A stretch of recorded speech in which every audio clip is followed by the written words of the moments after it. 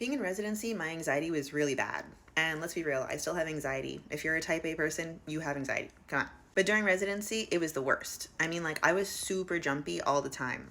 I would jump if the phone rang, if my intern left the room and then they were coming back, I would jump when the door opened. Like, it was bad. There was even a time during residency where I could not handle feeling any sort of intense emotion when I was not at work.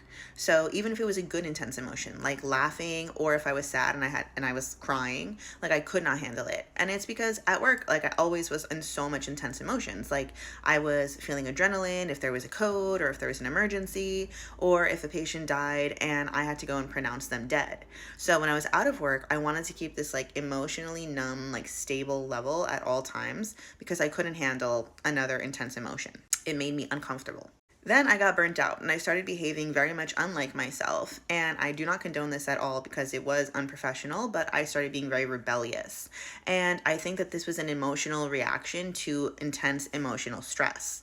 So I don't think I needed more discipline at the time, but I needed to feel safe. My body was just exhausted from constantly being in survival mode, and you can't grow if your body always feels like it's in danger. In third year, it got a lot better though because I started setting boundaries and like focusing more on my mental health. Now that I'm out of residency, it is so much better. I'm working on nervous system regulation and I am definitely not perfect. Like I'm still a work in progress, but that's exactly why I'm posting these videos. So that way, as I notice my triggers, especially from residency, I can share what works for me and hope that it works for you. But since residency ended, I've been able to be so much more like regulated. And that has set the foundation for so many other ways that I can create stability in my life. By creating financial independence or prioritizing beauty and softness rather than the masculine energy I was always in. And also setting boundaries both in my personal life and in my professional life so I can make sure that I'm still a priority too. Like being a resident, obviously we know we can handle stressful situations. Obviously we know we can function under pressure. Now I can allow some of the good stress back into my life instead of running away from it because you do need good stress in order to